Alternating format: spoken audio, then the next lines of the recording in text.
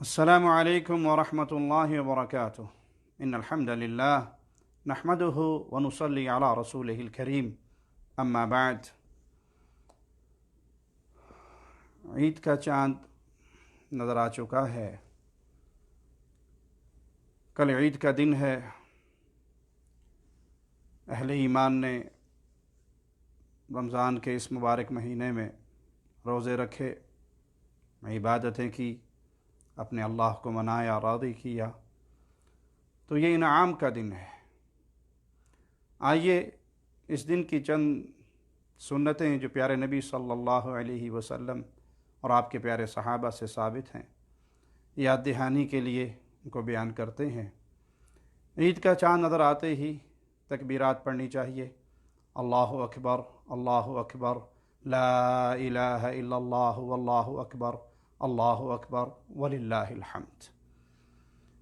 عید کا دن خوشی کا دن ہے، تو عید کے دن جب عید کی نماز پڑھنے جائیں تو اس نماز سے پہلے غریبوں کا حق جو رسول اللہ صلی اللہ علیہ وسلم نے فرض کیا اہل ایمان پر، وہ زکوٰۃ الفطر جسے صدقہ فطر بھی کہتے ہیں، فطرانہ بھی عام سادہ زبان میں کہہ دیا جاتا ہے، وہ ضرور ادا کریں۔ مسنون یہی ہے کہ عید کی نماز سے پہلے یہ فقراء میں پہنچ جائے، لیکن اگر چاند رات بھی نکال دیا جائے تو کوئی حرج نہیں۔ اور رسول اللہ صلی اللہ علیہ وسلم نے اس کی مقدار بھی بیان کی، اور وہ مقدار ایک صاع ہے، وہ تمر میں سے ہو یا شعیر میں سے، کھجور میں سے یا گندم یا جو، صحابہ کشمش بھی نکالتے تھے، جو آپ کھاتے ہیں اس کا ایک صاع، یہ تقریباً 3 کلو کے قریب بنتا ہے۔ یہ جنس غریبوں تک پہنچائیے۔ بعض لوگ پیسے دیتے ہیں، وہ سنت نہیں ہے۔ سنت غریب تک یہ کھانا پہنچانا ہے جو آپ کھاتے ہیں۔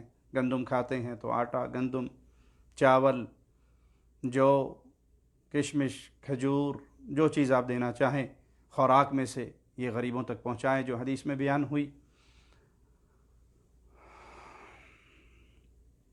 پیسے مسنون عمل نہیں ہے، پھر دہرا دیں۔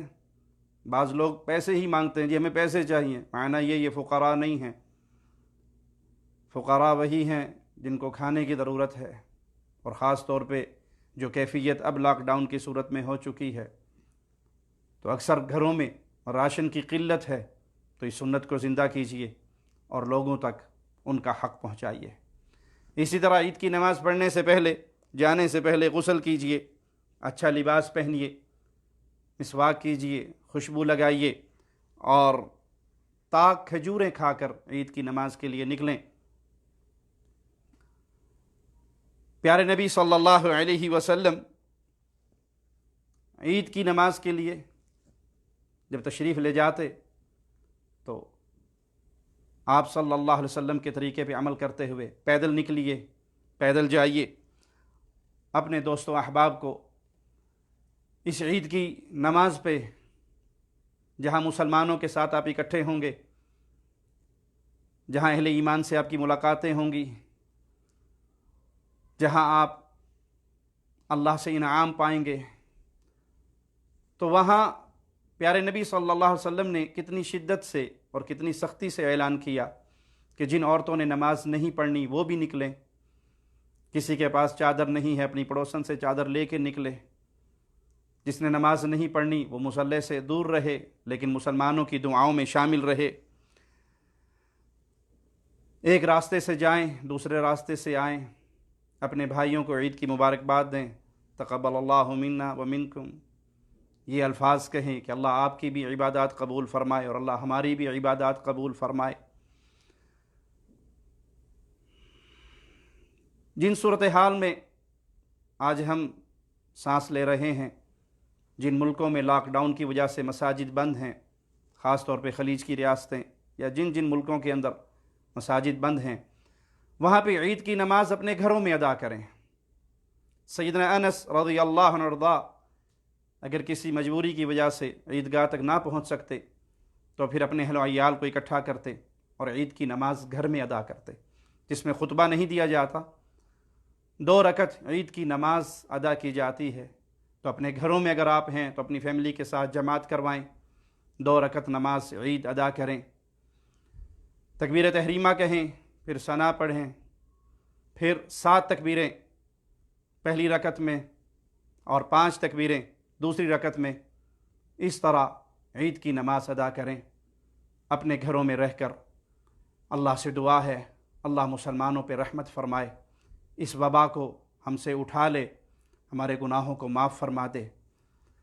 عید کی ان خوشیوں میں اپنے بھائیوں کو ضرور یاد رکھیں، اپنے مسلمانوں کو ضرور یاد رکھیں، اپنی دعاؤں میں ان کو ضرور یاد رکھیں۔ یہ بھی آپ کے گھر میں عید کی خوشیاں، آپ کے بچوں کی خوشیاں آپ کے لیے مسرت کا پیغام لے کر آئی ہیں، لیکن ان بھائیوں کو یاد رکھیں جو کل جہاز کے حادثے میں اللہ کے پاس چلے گئے۔ امیدیں انہیں بھی، ارادے ان کے بھی خوشیوں کے تھے، لیکن تقدیر غالب آئی۔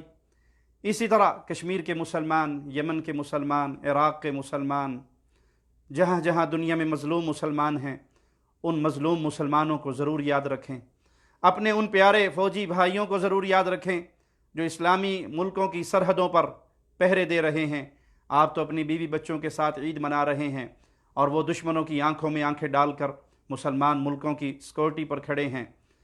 خاص طور پہ ہمارے وہ مسلمان مواحد فوجی بھائی جو یمن کے بارڈر پر حوثی رافضیوں کے ساتھ برسر پیکار ہیں، اللہ ان کی محنتوں کو قبول فرمائے، اللہ ان کو ہماری طرف سے جزائے خیر سے نوازے کہ یہ مسلمان ملکوں کے پہرے دار جاگتے ہیں تاکہ مسلمان ملکوں میں بسنے والے اللہ کے بندے آرام کر سکیں۔ اللہ ہم سب کی محنتوں کو قبول فرمائے، اللہ ہمارے گناہوں کو معاف فرمائے، اللہ ہماری خطاؤں کو معاف فرمائے۔ عید کے دن کو خوشی کا دن بنائیے، نفرتوں کو مٹائیے، صلہ رحمی کیجیے، اپنے عزیز و اقارب کے ساتھ تعلقات بنائیے، محبت کا پیغام بھیجیے۔ اللہ ہمیں زندہ رکھے تو ایمان کی بہترین حالت میں، اللہ ہمیں موت دے تو ایمان کی بہترین حالت میں۔ اقول قولی ھذا واستغفر اللہ لی ولکم ولسائر المسلمین۔